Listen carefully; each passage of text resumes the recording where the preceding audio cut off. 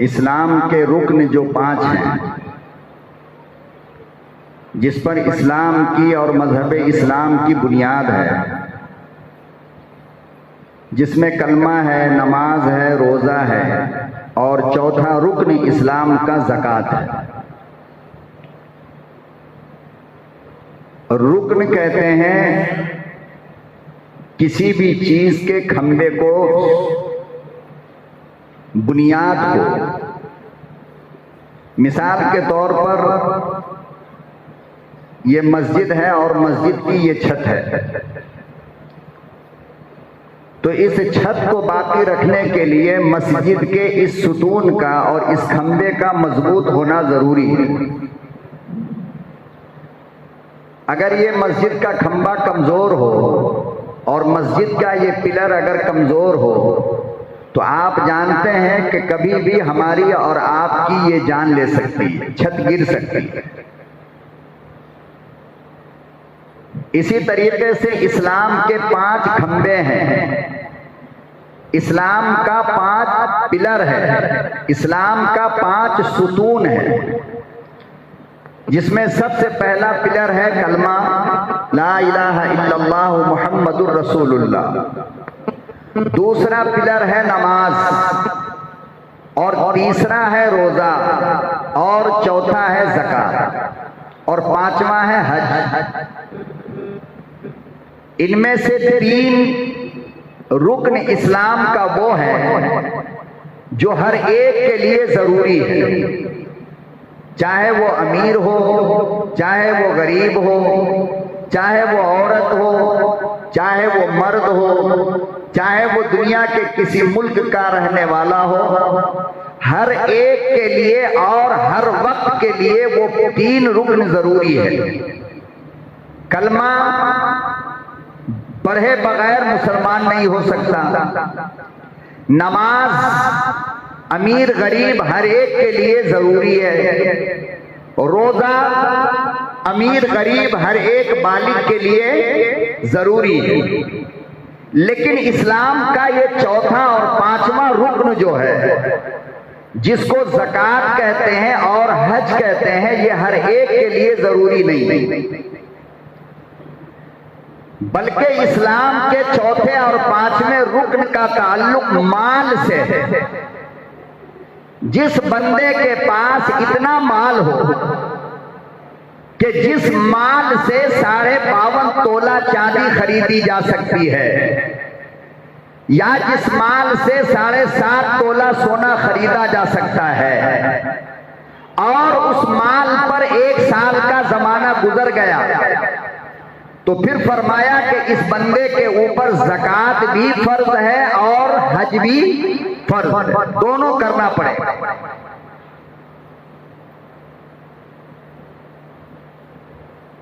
सवाल ये पैदा होता है कि अल्लाह रब्बुल आलमीन जो सारी जहान का मालिक व खालिक है, अल्लाह रब्बुल आलमीन जो ताकत वाला है, अल्लाह रब्बुल आलमीन जिसके खजाने में किसी तरह की कोई कमी नहीं है, आखिर पूरी दुनिया के इंसानों को ऐसा क्यों नहीं बनाया कि हर इंसान पे ज़कात होती और हर इंसान पे हज होता?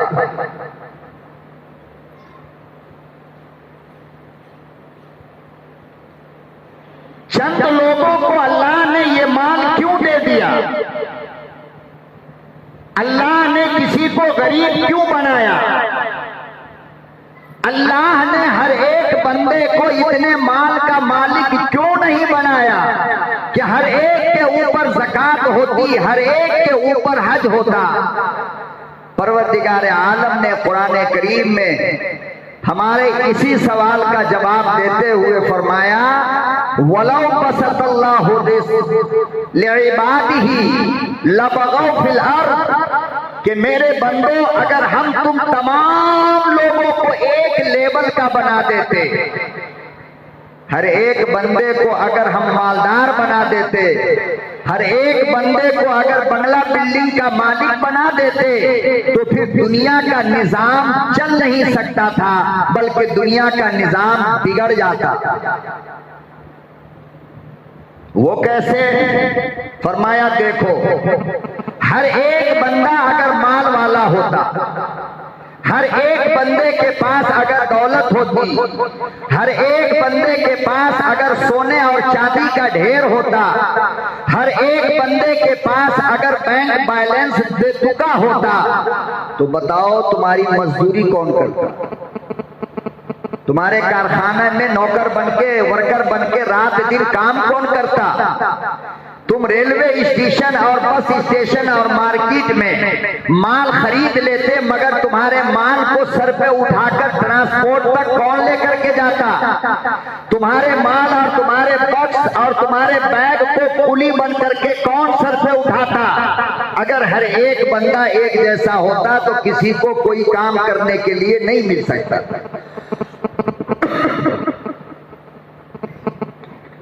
ये निजाम है अल्लाह रब्बुल आलमीन का कि अल्लाह ने किसी को माल दे दिया और किसी को माल नहीं दिया। हर एक को अगर अल्लाह माल देता तो दुनिया में आपके खेत में और इस कयामत की धूप में आपके खेत में काम करने के लिए मजदूर कहां से मिलता? आप तो एसी की आदत डाल लिए, आप तो बंद कमरे में बैठने वाले हो, आपका खेत कौन करता? अगर उसको भी अल्लाह माल दे देता तो मैं लात मार के कहता जा, मैं क्यों जाऊं?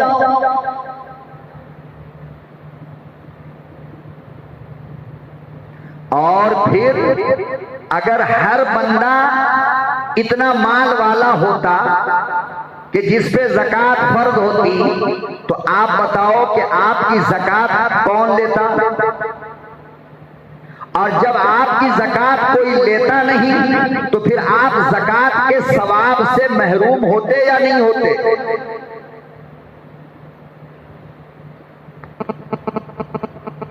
इसीलिए परवरदिगार आलम ने इरशाद फरमाया, वलौ बसतल्लाह,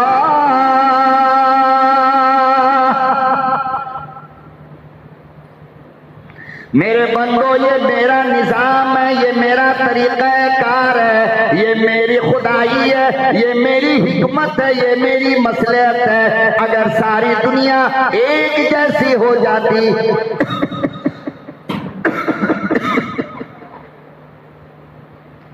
अगर सारी कायनात एक जैसी हो जाती तो फिर दुनिया का निजाम चलना मुश्किल हो जाता। इसीलिए हमने किसी को देने वाला बनाया और किसी को लेने वाला बनाया।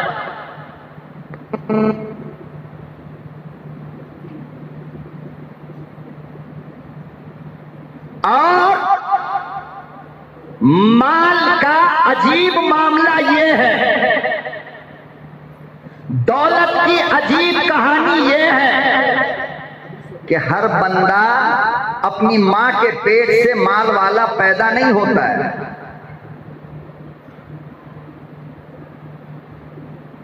बल्कि दुनिया में आता है तो मां को देखता है कि मां मजदूरी कर रही है, किसी के घर का जूठा धो रही है, किसी के घर में झाड़ू लगा रही है। फिर ये आदमी जरा बड़ा होता है, अकल वाला होता है, काम करता है, तालीम हासिल करता है, फिर आहिस्ता आहिस्ता इसके पास माल आता है, फिर इसके पास दौलत आती है, और फिर इतना आ जाता है कि ये बंदा खुद ज़कात का मालिक हो जाता है।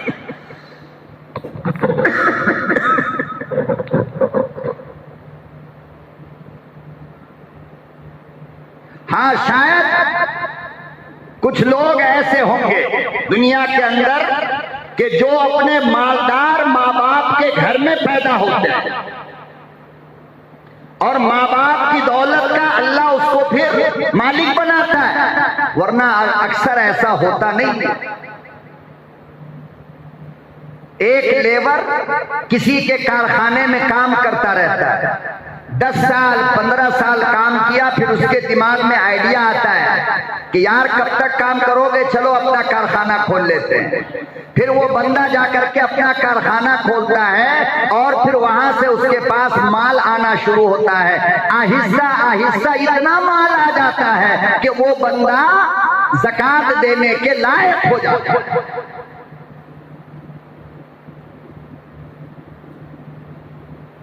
लेकिन हर कोई मां के पेट से माल वाला पैदा हो ऐसा नहीं।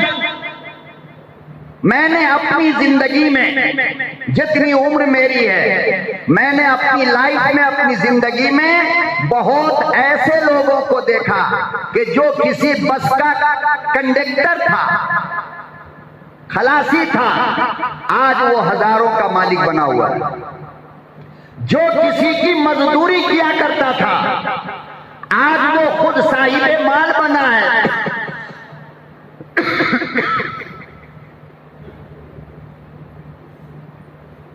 जो 100-200 रुपये की मजदूरी पर सुबह से लेकर शाम तक किसी का पत्थर फोड़ा करता था, आज वो करोड़ों रुपये से खेल रहा है और हजारों से पत्थर फोड़वा रहा है।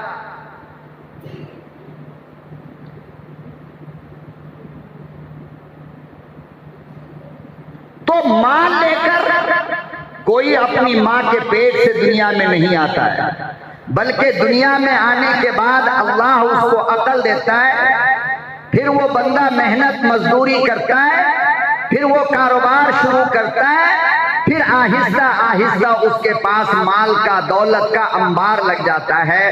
अब अल्लाह ताला उससे कहते हैं कि मन दल्लज़ी युक़रिदुल्लाह क़र्ज़न हसना, जब तक तू मजदूर रहा, जब तक तू गरीब रहा, जब तक तू मुहताज रहा, मैंने तुझसे कर्ज नहीं मांगा। लेकिन अब जबकि मैंने तुझे माल दे दिया, अब तेरे पास इतना माल है कि तेरे घर की जरूरत पूरी हो जाती है और उससे कहीं ज्यादा तेरे पास माल है, तो मन दल्लज़ी युक़रिदुल्लाह क़र्ज़न हसना, अब मैं अपने गरीब, मुहताज, यतीम, बेवा, फकीरों के लिए तुझसे कर्ज मांगता हूं। क्या है वो कर्ज? ज़कात। अब जिसको अल्लाह ने दिल में डर दिया, खौफ दिया, वो तो फौरन तैयार हो जाता है, हाँ अल्लाह आपने ही दिया है, मेरे पास तो कुछ भी नहीं था, आप बताइए ना कितना दूं। तो अल्लाह कहते हैं कि अपने उलमा से पूछ लो, इतना अपने माल का हिस्सा दे दे। 100 रुपये में 2.5 रुपये, 1000 में 25 रुपया, कौन सा ज्यादा मांग लिया? और बात देखो, उसी ने दिया, उसी ने दिया और वही मांग रहा है। और क्या कहकर मांग रहा है कि मन दल्लज़ी युक़रिदुल्लाह, मुझे कर्जा दे दे। हालांकि वो देने वाला कह सकता था मेरा पूरा दे दे, लेकिन क्या रहा है? कर्जा दे दे। अल्लाह मियाँ वो कर्ज अदा कब करोगे? फरमाया जब तुम्हारी सांस बंद होगी तो कब्र में वो कर्ज तेरा वापस कर दूं। अल्लाह माल दोगे? फरमाया नहीं, उस कर्ज के बदले जब तू कब्र में आएगा तो मैं तेरे लिए जन्नत का दरवाजा खोल दूं।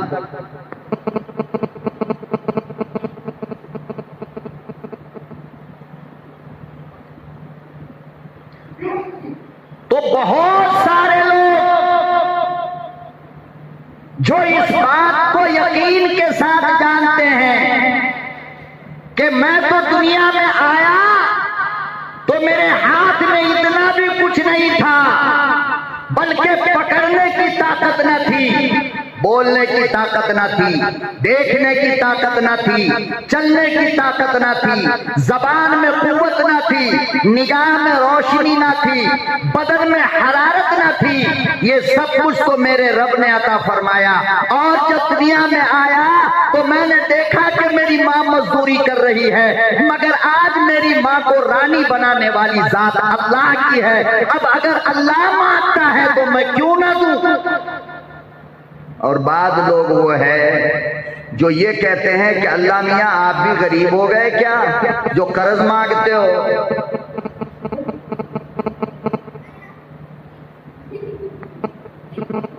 इसीलिए परवरदिगार आलम ने इरशाद फरमाया, मेरे बंदो याद रख,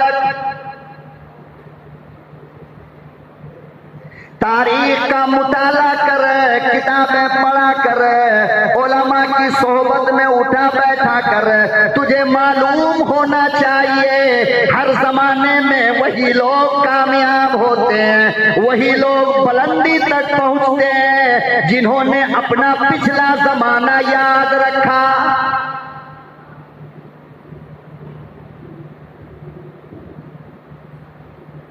झोपड़ी में रहने वाले झोपड़ी में रहा करते थे, आज बड़ा बंगला मिल गया। अल्लाह फरमाते हैं उस गुर्बत के जमाने को, वो लकड़ी और फूस के छोटे मकान को ना भूलो।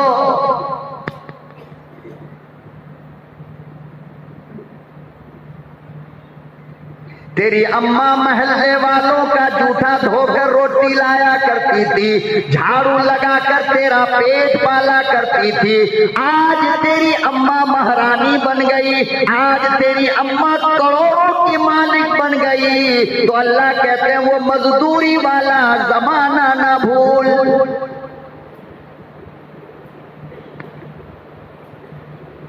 कल तक तू किसी के यहाँ लेबर का काम किया करता था, आज मैंने तुझे मालिक बनाया। हजारों लेबर तेरे हाथ के नीचे काम करते हैं। तो फरमाया वो लेबर वाला दौर न भूला।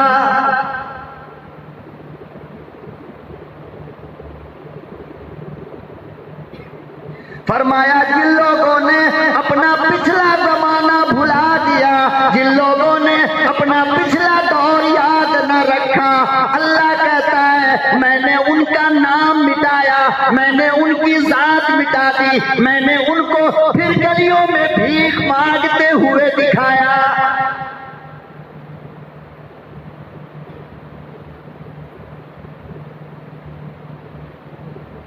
इसी को अल्लाह पाक ने कुराने करीम में यूं इरशाद फरमाया, लइन शकरतुम लअज़ीदन्नकुम व लइन कफरतुम इन्न अज़ाबी लशदीद।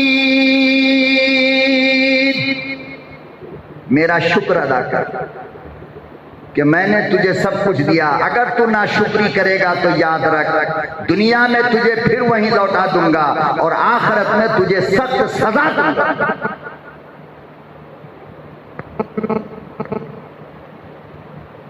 हम लोगों की सबसे बड़ी बीमारी यह है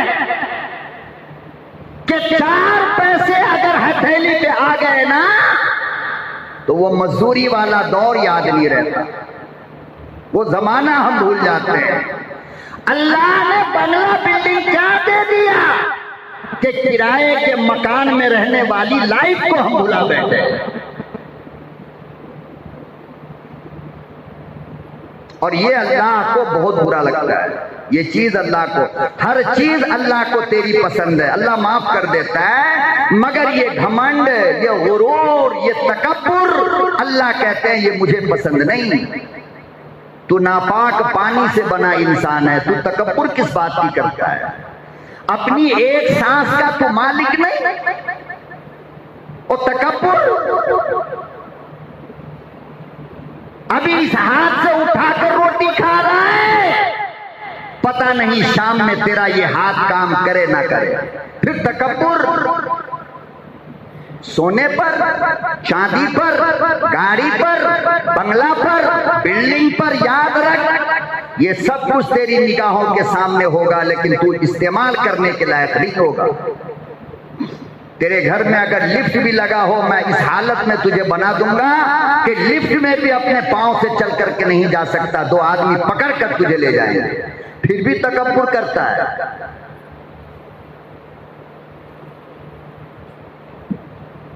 एक सेकंड का तो खेल है पूरा। कितने? अरे बोलो कितने सेकंड का? 1 सेकंड का खेल है। अल्लाह की कसम, 1 सेकंड के लिए अगर इसकी धड़कन रुक जाए, डॉक्टर हाथ उठा लेगा, मेरे बस का नहीं। अरे भाई अरबपति है ये, अरे रे जा अरबपति की खरबपति, मेरे बस का नहीं। अब देखा, फिर भी तकब्बुर। मेरी बॉडी, मेरी सेहत, मेरी ताकत, मेरी जवानी, जबकि 1 लम्हे का खेल है पूरा। हर वक्त अपने आप को झुका कर रखा करो। खुदा की कसम, अल्लाह तुमको हर आफत मुसीबत से बचाएगा और तुम्हारी बरकत से तुम्हारी औलाद को बचाएगा। कि इसका बाप बड़ा अच्छा था, बाप बड़ा नेक था। लोग कहते हैं कि साहब इतनी स्पीड में लड़का गाड़ी चला के जा रहा था और सामने से ट्रक ने आकर के मारा और गाड़ी के टुकड़े टुकड़े हो गए, बच्चा बच गया। अरे बच्चा बचा नहीं है, बच्चे को उसके माँ बाप की मोहब्बत और उसके माँ बाप के अखलाक ने बचा लिया है कि इसके माँ बाप नेक हैं, नरम दिल है, अच्छे लोग हैं। यूं ही बच गया बच्चा, गाड़ी की चिंदियां उड़ गई, बच्चा बच गया नहीं। बाप की कुर्बानी और बाप की सखावत, बाप का दिल, गरीबों के लिए मोहब्बत, बच्चे को आकर अपनी गोद में लेकर रोड के किनारे ले जाकर के रख दिया। तुम समझते नहीं इस बात को। वरना आदमी तो किचन में खड़ा होकर के गिरता है तो हड्डी टूट जाती है भाई। और इतने बड़े एक्सीडेंट में कैसे बच गया?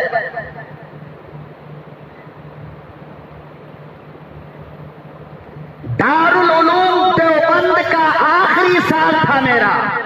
ये मेरी लाइफ में जो गुजरा, मैंने कुरान में तो पढ़ा था कि माँ बाप अगर कोई भला करता हो तो अल्लाह उसकी औलाद को उसकी भलाई का बदला देता है। मगर प्रैक्टिकल अपनी लाइफ में जो मेरे साथ हुआ, मैं आम तौर से अपनी बातें सुनाया नहीं करता, मगर ये सुनाना आपके लिए जरूरी समझता हूं। आखिरी साल था मेरा दारुल में 1997 का साल था मेरा। बुखारी शरीफ का आखिरी साल था दारुल देवबंद में। एक महीना पहले मेरे 90 साल के चचेरे दादा का एक्सीडेंट हुआ था। 90 साल के। माँ हमारी गांव में थी बिहार और मैं दारुल देवबंद में था यूपी में। तो 90 साल का दादा जिसके पांव की रान से दोनों हड्डी टूट गई, बीवी ने कहा मेरे हाथ से नहीं होने वाला है। पेशाब बिस्तर पे, पाखाना बिस्तर पे। बहू थी एकलौती, उसने कहा मेरे हाथ से भी नहीं होगा, ये गंदा काम मैं नहीं कर सकता। बीवी ने साथ छोड़ा, बहू ने साथ छोड़ा। उसके पड़ोस में मेरा घर था गाजू में। मेरी वालदा ने इस खिदमत की जिम्मेदारी अपने सर पे उठाया कि चचेरा ससुर है तो क्या हुआ, अल्लाह इस खिदमत का बदला मेरी औलाद को जरूर देगा। अपने हाथ से नरम खाना बनाना, उसके मुंह में जाकर के खिलाना, सुबह दोपहर शाम उसके कपड़े बदलना, उसके पैखाने और पेशाब को साफ करना। मुझे देवबंद में पता चला तो मैंने अपनी माँ से कहा, फोन का जमाना नहीं था, लेटर लिख करके पूछा, अम्मा आपके अपने ससुर तो नहीं है, आप ये काम क्यों कर रही हो? अल्लाह के घर में रोजे की हालत में मिंबर रसूल के पास बैठा हो मुसलमानों, हाफिज़े कुरान हो, मेरे सीने में मेरे रब का कुरान है मुसलमानों। मेरी माँ ने जवाब दिया था, बेटा आज मुझे ये काम करने दे, कभी न कभी ये तेरे काम आएगा। एक महीना का वक्फा गुजरा, जुमे का दिन आया। मैं क्रिकेट खेलने का बहुत शौकीन था, बहुत ज्यादा। मदरसे में खिलाते हैं, हम भी खेलते थे। और वो भारी वाले बॉल से, ये छोटा हल्का वाला जो आजकल लड़के खेलते हैं वो नहीं, लेदर बॉल होता था। जुमे का दिन था, अलीगढ़ की टीम से मैच हो गया हमारे मदरसे का। कैप्टन था, चला गया खेलने के लिए। ओपनिंग करने आया, नई बॉल जो पांव पे लगी है, यहाँ की हड्डी फ्रैक्चर हो गई, पांव की हड्डी टूटी है, इतना फूल गया। जानते हो, दूसरी मंजिल पे अल्लाह की कसम मेरा कमरा था। डॉक्टर ने यहाँ तक प्लास्टर बांध दिया, खुद से चल नहीं सकता था। 2 बच्चे सहारा देकर नीचे लाते। मेरा जब तक प्लास्टर रहा, मुझे खाना खिलाते रहे, कपड़ा धोते रहे, बाथरूम में जाता वो खिदमत करते रहे, मुझे गुस्ल कराते रहे। उस वक्त माँ का वो जुमला याद आया, बेटा मुझे करने दे, ये तेरे काम आएगा।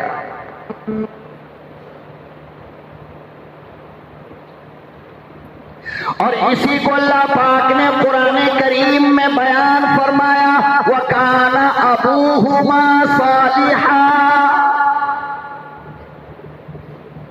ओ खिदर, ओ मूसा कलीमुल्लाह, इस दीवार को उठाओ, इसलिए कि इस दीवार के नीचे 2 यतीम बच्चों का खजाना रखा है। वकाना अबूहुमा सालिहा, और फरमाया उन दोनों यतीम बच्चों के माँ बाप बड़े नेक थे। माँ बाप की नेकी बच्चों के काम आ गई। आज तुम गुरूर न करो, घमंड न किया करो, तकब्बुर न किया करो, भलाई करो, अखलाक पेश करो, गरीबों को सीने से लगाओ, ज़कात खैरात की आदत डालो। अल्लाह की कसम, ये देना तेरी औलाद के काम आएगा।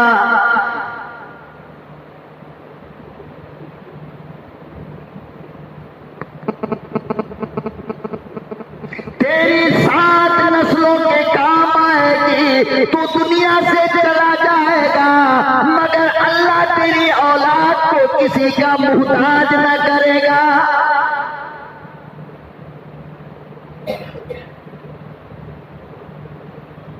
आज तुमने ज़कात देने से इनकार कर दिया, ज़कात देने से अपने हाथ को रोक लिया। खुदा की कसम, थोड़ा सा दर्द सीने में उठेगा, डॉक्टर लाखों रुपये का चूना लगाएगा।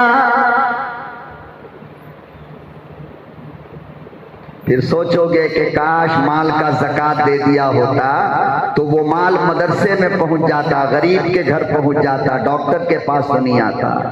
ये बात हम लोग समझते नहीं।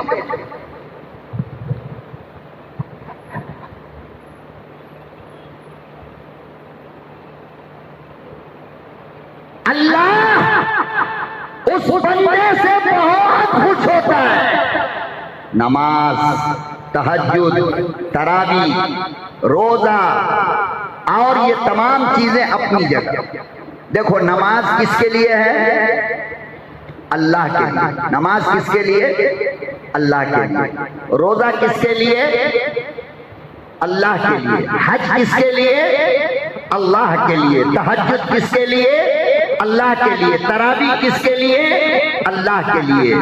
मगर ज़कात जो है ना, ये अल्लाह के लिए नहीं है, ये अल्लाह के बंदों के लिए। खैरात किसके लिए है? अल्लाह के लिए नहीं। हाँ, इसका बदला अल्लाह के जिम्मे है, मगर असल में ये खिदमत किसकी है? अरे बोलो, किसकी है? अल्लाह के मखलूक की खिदमत है। तो अल्लाह कहते हैं कि मेरी इबादत से ज्यादा खुशी मुझे तब होती है जब तू मेरे मखलूक की खिदमत करता है।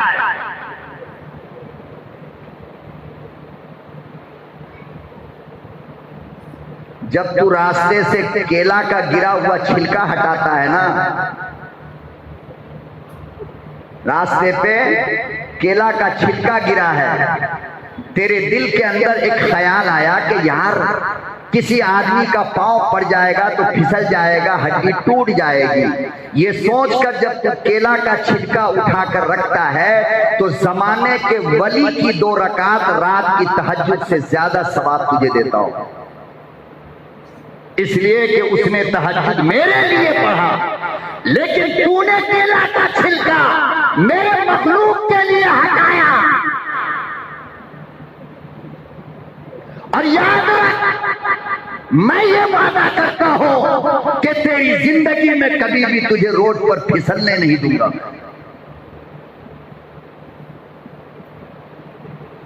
मेरे मखलूक का ख्याल रखने वालों, मेरे ख्याल से ज्यादा मुझे मोहब्बत तुमसे तब होती है जब तुम मेरे बंदों का ख्याल करते हो। और वो तो आपने सुना ही होगा, 12 वाकया सुना होगा कि जमाने की तवाइफ ने जो सारी जिंदगी गैर मर्दों के साथ रात गुजारती रही, मगर एक प्यासा कुत्ता मिला और कुएं से पानी निकाल कर उसे पिलाया। थोड़ी देर में उसकी मौत हो गई तो देखा कि जन्नतुल फिरदौस में मजे ले रही है। नमाज तो थी नहीं उसके पास, तहज्जुद तो था नहीं उसके पास, क्या था? मखलूक की खिदमत की ये एक अदा अल्लाह को इतनी प्यारी लगी कि अल्लाह ने उसके पिछले सारे गुनाह माफ कर दिए। और फिर वो माफ करने पे आए तो किसकी माँ ने दूध पिलाया कि अल्लाह से पूछे? उसकी मर्जी। इसलिए मेरे भाई, जब भी मौका मिले मखलूक की खिदमत का, ज़कात तो फर्ज है, ये तो आपको देना ही पड़ेगा, जैसे नमाज फर्ज है पढ़ना ही पड़ेगा। ज़कात जिस माल का ना दिया जाए, लिख लो इस मसले को, बहुत ज्यादा बातें करते हो ना मेरे पीछे, लिखो और अपने मोबाइल में रिकॉर्डिंग करो और जाकर के अपने मोहल्ले के मुफ्तियों को जाकर के सुनाना कि सुभानिया के खतीब ने ये जुमला इस्तेमाल किया है, गलत है या सही। जिस माल की ज़कात ना दी जाए, याद रखो इस बात को। और ज़कात किस किस माल पे होता है? आपकी बीवी के पास जो जेवर रखा है उस पे ज़कात है। आपके कारखाने के अंदर जो माल तैयार होकर रखा है उस पे ज़कात है। आपके पास अगर खेत खलियान है तो खेत में जो दाना निकल रहा है उस दाने पे ज़कात है। कारोबार के लिए अगर आपने बकरा बकरी घोड़ा गधा खरीद रखा है तो उस पे ज़कात है। अगर आपकी दुकान है और दुकान के अंदर जो अभी माल मौजूद है उस माल पे ज़कात है। आपके पास जो बैंक बैलेंस है रखा हुआ और उस पे 1 साल की मुद्दत गुजर गई तो उस पे ज़कात है। आपने जो मकान किराए पे ले रखा है और उस मकान का जो आपने एडवांस दे रखा है 1 लाख 2 लाख 4 लाख रुपया, तो गर्चे वो एडवांस मकान के मालिक के पास है लेकिन उस पर ज़कात वाजिब है। क्यों? इसलिए कि उस माल के मालिक आप हो। मकान के मालिक पर उस पैसे में ज़कात नहीं होगी, एडवांस के पैसे में। क्यों? इसलिए कि उस पैसे का मालिक मकान वाला नहीं है बल्कि उस पैसे का मालिक किराया वाला है। इसी तरीके से जो लीज पर आपने मकान लिया, चाहे वो लीज का अमाउंट जितना भी हो, 8 लाख 10 लाख 20 लाख 4 लाख 2 लाख, उस लीज के पैसे पे भी ज़कात वाजिब फर्ज है। क्यों? इसलिए कि उस पैसे के मालिक आप हो। जिस दिन मकान छोड़ोगे वो पैसा आपको आए।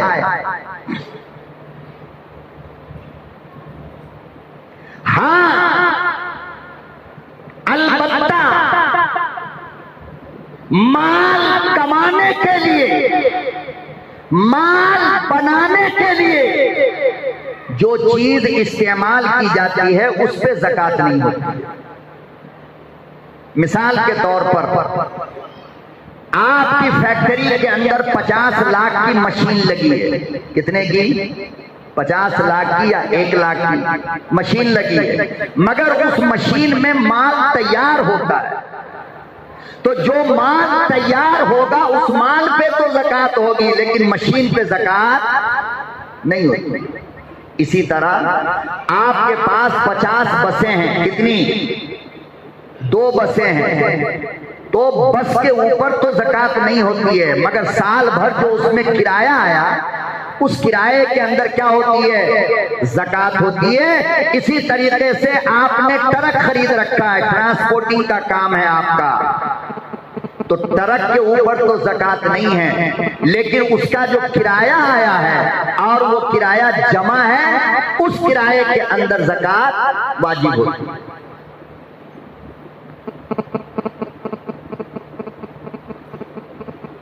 तो फरमाया कि और भी बहुत सारी चीजें हैं। ये मसाइल वो होते हैं जो आदमी मुकम्मल तौर पे नमाज जुमा के औकात में बयान नहीं कर सकता।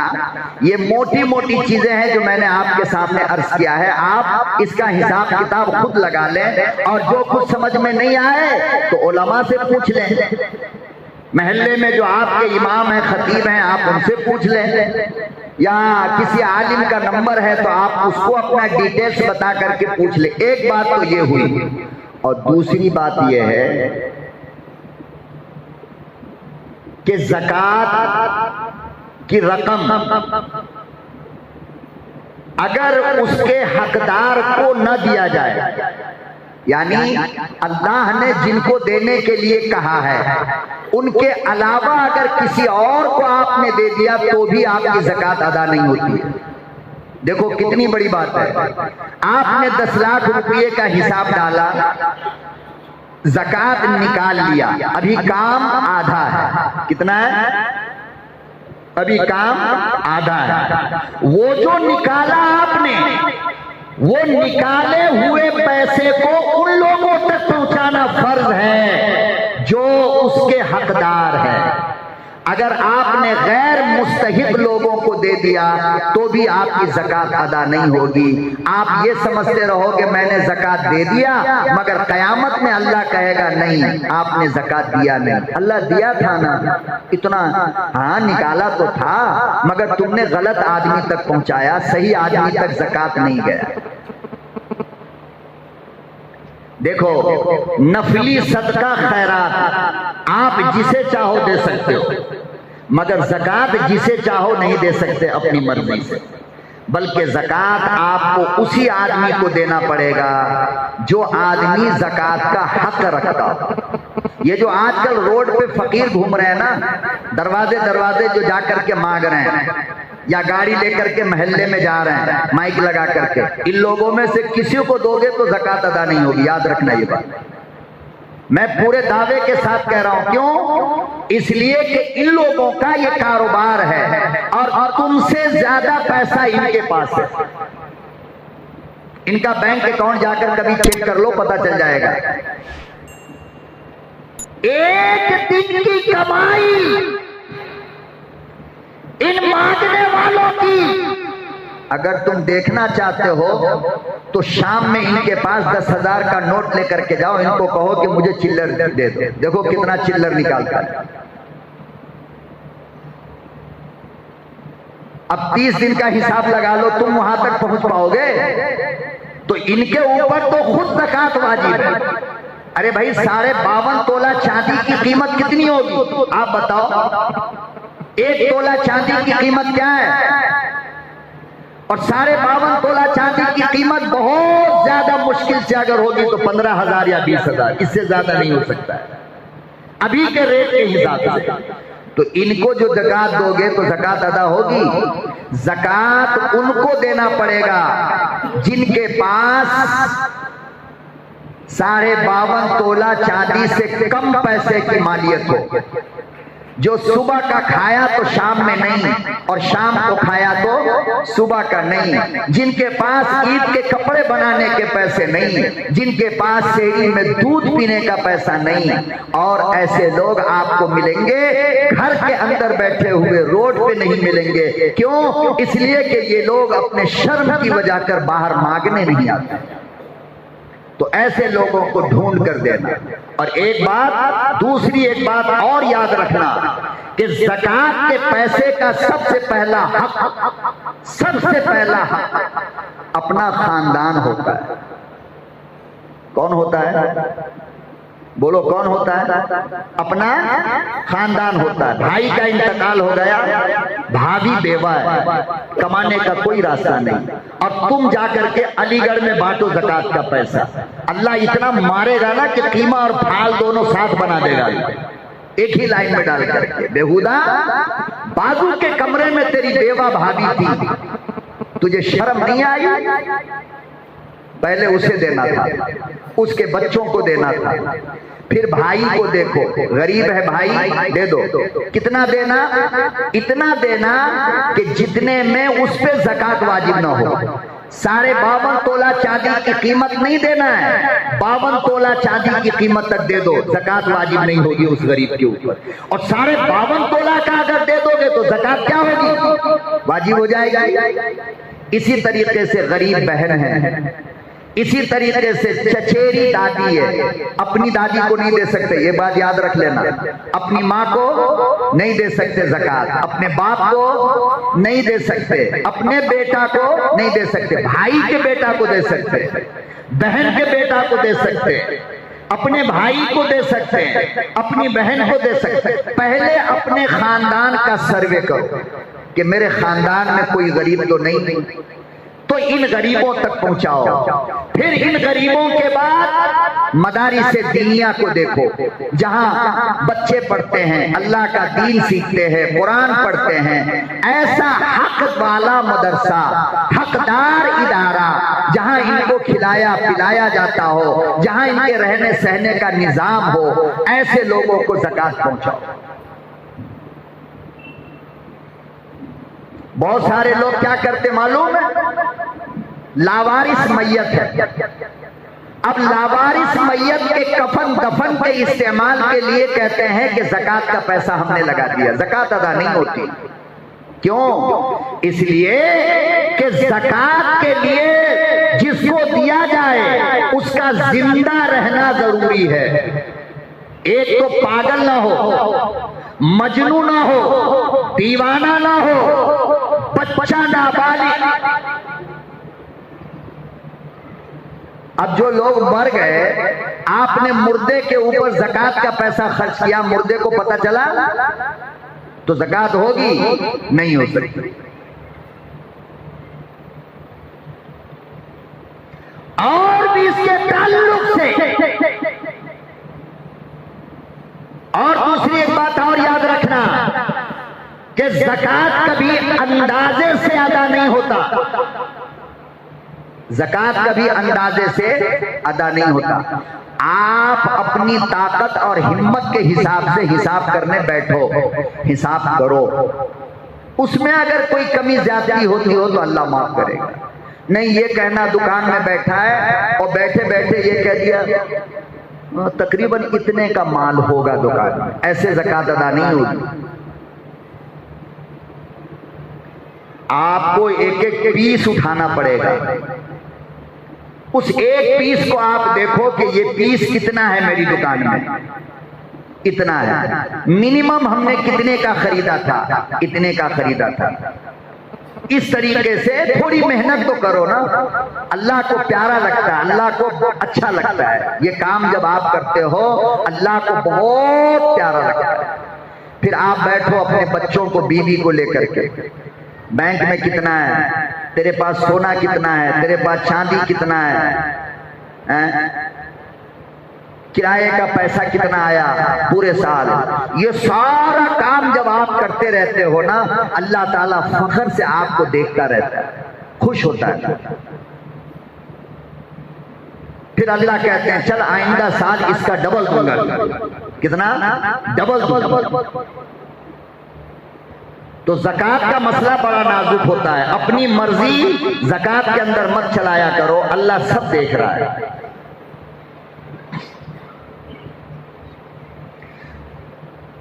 तो जिस माल की ज़कात ना दी जाए, उलमा ने लिखा है कि उस माल का पैसा मस्जिद में भी लगाना जायज नहीं होगा, इसलिए कि अब वो माल हराम है, नाजायज है।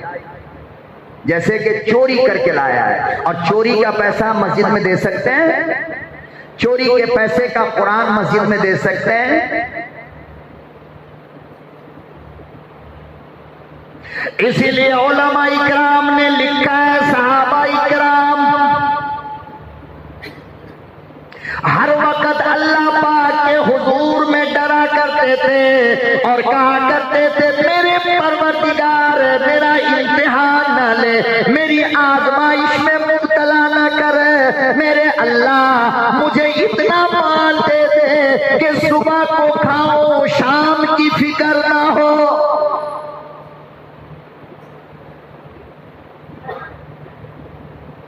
इसलिए कि देखिए कुरान करीम में अल्लाह ने ज़कात ना देने वालों की बड़ी सख्त वईद बयान फरमाई है। अल्लाह पाक कहते हैं यौम युहमा अलैहा फी नारि जहन्नम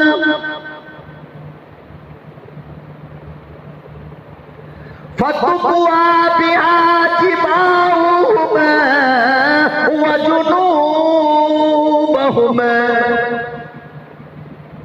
ये सोना, ये चांदी, ये माल, ये बैंक, ये बैलेंस जिसकी ज़कात न दी गई हो मेरी अदालत में आएगा। कल क़यामत का मैदान होगा। मैं तमाम माल को जहन्नम में डालकर आग बनाऊंगा।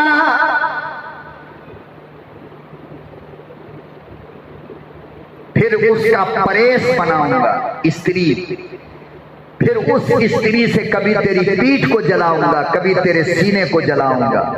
और जब तू भागेगा तो मैं कहूंगा कि ये तेरा वही माल है जिसकी तूने ज़कात न दी थी। हाय हाय। इसीलिए सहाबा कहते हैं अल्लाह माल न दे। लोग समझते हैं यार मालदार होना मजे की बात है। ना ना, ये तुम्हारी भूल है। तुम जितने मालदार हो तुमसे उतना ही सवाल क़यामत के दिन होगा अल्लाह की अदालत में। अगर तुमने माल को शरीयत के मुताबिक इस्तेमाल ना किया हो, शादी महल बुक कराने पे तेरे 2 लाख रुपए खर्च हो जाएं और लाख रुपया ज़कात का निकालते हुए जनाजा कब्रिस्तान पहुंच जाता है, शर्म नहीं आती?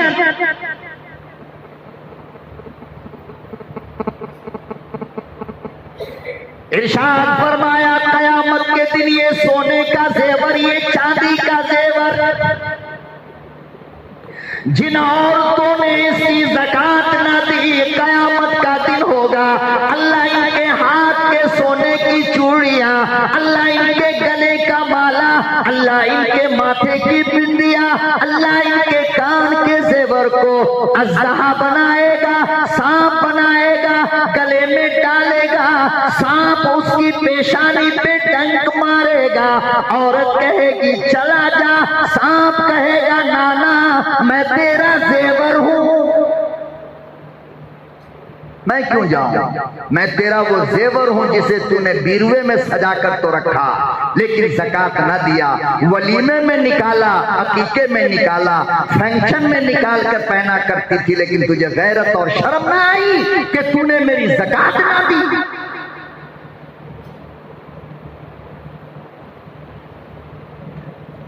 लोग कहते हैं मौलाना मैंने बेटी को देने के लिए सोना खरीद कर रखा है, उस पर भी ज़कात है, क्यों नहीं? 1 साल गुजर जाए ज़कात देनी पड़ेगी, इसलिए कि उस जेवर का मालिक या तो तू है या तेरी बेटी है। इसीलिए लोगों खुदा का वास्ता देकर कहता हूं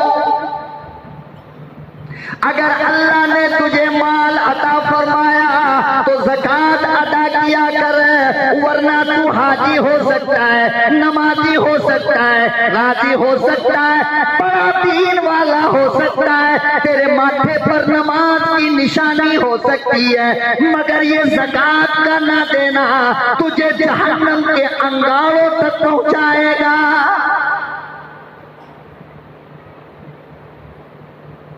तेरी नमाज,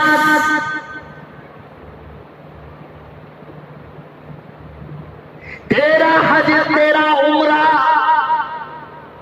तेरी तहज्जुद, तेरी तिलावत, तेरा रोजा, रब की कसम तुझे जन्नत तक नहीं ले जाएगी। तेरी ज़कात ना देना तुझे जहन्नम के बिस्तर पर सुलाएगी।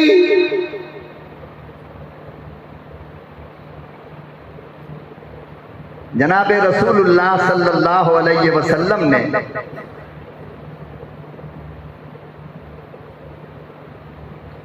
सहाबा इकराम को एक वाकया सुनाया आए, वो वाकया जिसको सुनकर सहाबा की चीख निकल गई। मस्जिद नबवी में बैठे सहाबा के आंख से इतने आंसू गिरे कि मस्जिद का सहन भर गया।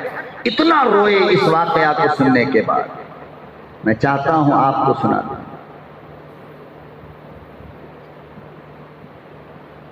बुखारी शरीफ के अंदर यह वाकया मौजूद है और उन लोगों को इससे इबरत हासिल करनी चाहिए जो लोग अपना पिछला दिन भूल जाते हैं। कभी भी ये काम ना करो, पिछला जमाना ना भूला करो, अल्लाह का वास्ता देके कहता हूं, वरना कभी कामयाब नहीं हो सकते हो। कामयाबी चाहते हो तो झोपड़ी को याद रखो, वो गुर्बत का जमाना याद रखो, वो एक रोटी में 4 भाई बहन जो खाया करते थे एक एक टुकड़ा, उस दिन को ना भूलो। तो आज तुमको गरीब का दर्द समझ में आएगा। भूल जाओगे तो गरीब समझ में नहीं आएगा। उस दिन को याद करो कि एक ऐसे घर में तुम्हारी माँ लेकर तुम्हें रात भर बैठती थी कि बारिश के जमाने में पूरा पानी बारिश का तुम्हारे घर में आता था, तो अपने बाजू में समेट कर तुम्हारी अम्मा एक कोने में लेकर बैठती थी। आज एसी में तुम सोते हो, वो दिन भूल गए, वो जमाना याद नहीं।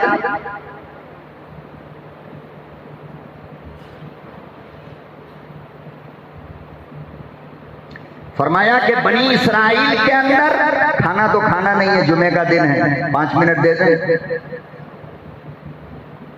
डर लगता है, रमजान का महीना, हर आदमी का बीपी हाई रहता है, पता नहीं क्या, अल्लाह जाने। और बेशरम बोलता क्या है, देख मुझसे बात मत कर रोजे की हालत में। ओहो, रोजे की हालत में है तो मतलब एहसान कर रहा है अल्लाह मियां का। एक नजरिया बन गया लोगों का, भाई जोहर के बाद चंदा लेने मत जाओ सेठ साहब के पास। क्यों? अरे रोजे की हालत में, मगरिब आ जाए। आए लानत हो ऐसे सेठ के ऊपर कि जिससे कौम के लोग डरते हो अल्लाह की अमानत मांगने से, और ये कहकर के रोजे की हालत में, अल्लाह वाले जब तुम रोजे की हालत में होते हो तो तुम्हारी एक नेकी का बदला 70 मिलता है। इसलिए कोशिश किया करो कि रोजे की हालत में नेक काम करना है। सदका, खैरात, ज़कात जो कुछ बांटना है दिन में बांटेंगे, रोजे की हालत में बांटेंगे, तब मजा आएगा। आका सल्लल्लाहु अलैहि वसल्लम ने फरमाया कि बनी इसराइल में 3 आदमी थे। एक था कोढ़ी, एक था गंजा और एक था नाबीना। कोढ़ी किसे कहते हैं? जिसके पूरे बदन के ऊपर जख्म होता है और हर वक्त उसमें से पानी टपकता रहता है। अक्सर वो बीमारी पांव में होता है, दुनिया में उसका इलाज ही नहीं। गोया ये अल्लाह की तरफ से सजा है, अल्लाह हम सबको इस बीमारी से बचाए। कोई दवा काम नहीं करती, कोई दवा। एक बार कोढ़ का मर्ज हो गया, मौत तक उसका इलाज नहीं होता है। न वो मरता है न वो जिंदा रहता है, और पूरी दुनिया के लोग उससे घिन करते हैं। जाहिर बात है, हर वक्त जब पीप, लहू, खून निकलता रहेगा, कोई अपने पास बैठने देगा उसे? वो बदबू अलग आती है। तो एक था कोढ़ी, अल्लाह पाक ने जिब्रील अमीन को फकीर की शक्ल बना करके भेजा उस कोढ़ी के पास। कहा कि जिब्राइल जरा जाकर के पूछो उसे क्या चाहिए। वो फकीर आया कोढ़ी के मरीज के पास, कहने लगा क्या बात है। कोढ़ी के मरीज ने देखा अल्लाह वाला है, नेक सिफत इंसान है, कहने लगा बस एक मेरी बीमारी है, मैं बड़ा गरीब हूं, मेरे जिस्म में इतनी खराब बीमारी है कि दुनिया मुझसे नफरत करती है। मेरी बीवी ने मुझे छोड़ा, मेरे बच्चों ने मुझे छोड़ा, खानदान वालों ने मुझे जंगल में लाकर रखा है। अल्लाह से दुआ कर दो, अल्लाह मेरी बीमारी अच्छी कर दे। उस फकीर ने, जो फरिश्ता था, उसके सर पे यूं हाथ डाला, एक सेकंड भी नहीं गुजरा, नौजवान खूबसूरत बन करके खड़ा हो, सारी बीमारी खत्म। फिर पूछा उस फकीर ने कि अच्छा ये बता, तुझे माल में सबसे ज्यादा क्या पसंद है? तो कहने लगा मुझे ऊंट बहुत पसंद है। एक गाभिन जिसके पेट में बच्चा था, उस फकीर ने ऊंट ला करके उसे दे दिया। अब वो जो ऊंट के बच्चे हुए तो उससे जो माल फैला, इतना माल इतना माल इतना माल कि पूरा जंगल उसके ऊंट से भर गया। फिर यही फकीर उस गंजे के पास गया, सर में बाल नहीं, पूरा सर जख्म से भरा है। इस फकीर ने कहा क्या मुसीबत है, क्या परेशानी है? वो कहने लगा मैं मादरजाद गंजाओ, ऐसा जी दुआ कर दो कि अल्लाह मेरे सर में बाल पैदा करे। उस फकीर ने यूं हाथ फेरा, बाल आ गया। तुझे माल में क्या पसंद है? कहने लगा मुझे गाय बहुत प्यारी लगती है। एक गाभिन गाय लाकर उसके हवाले कर दिया और फरमाया कि ये लो। उस गाय से जो बच्चा हुआ तो उसकी बस्ती का पूरा जंगल उसकी गाय से भर गया। फिर यही फकीर के वो नाबीना के पास गए और नाबीना के पास जाकर कहने लगे ओ अल्लाह वाले, क्या मुसीबत है, क्या परेशानी है? नाबीना कहने लगा अल्लाह वाले, अल्लाह ने सारी नेमतें अता फरमाई, जबान अता फरमाया, हाथ पांव में ताकत अता फरमाई, दिल में धड़कन अता फरमाया, मगर दुनिया देख नहीं पाता हूं, दुनिया देखने से महरूम हूं, दुआ कर दो। दुआ कर दिया, आंख की रोशनी आ गई। फरमाया तुझे जानवर में सबसे ज्यादा माल में क्या पसंद है? कहने लगा मुझे बकरी बहुत पसंद है। एक गाभिन बकरी ला करके उसके हवाले कर दिया। कुछ दिन के बाद पूरा जंगल भर गया। उस इलाके में बस यही 3 आदमी की दौलत थी, चौथा कोई इसके मुकाबले का ना था। साल गुजरने के बाद अल्लाह ने फरमाया ओ जिब्राइल जरा इम्तिहान तो ले ले।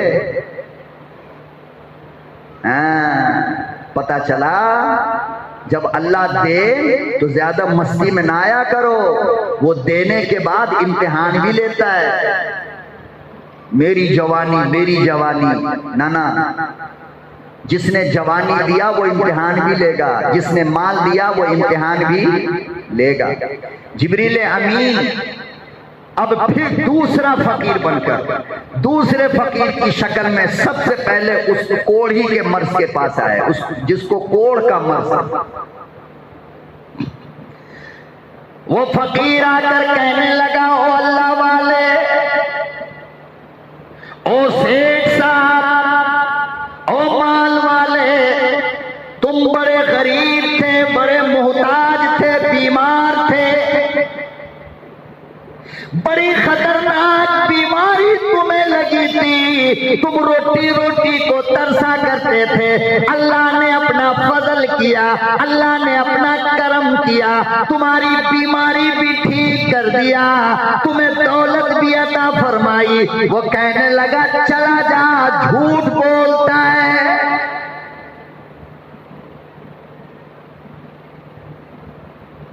मैं कब बीमार जी, मुझे कब बीमारी, पागल है क्या?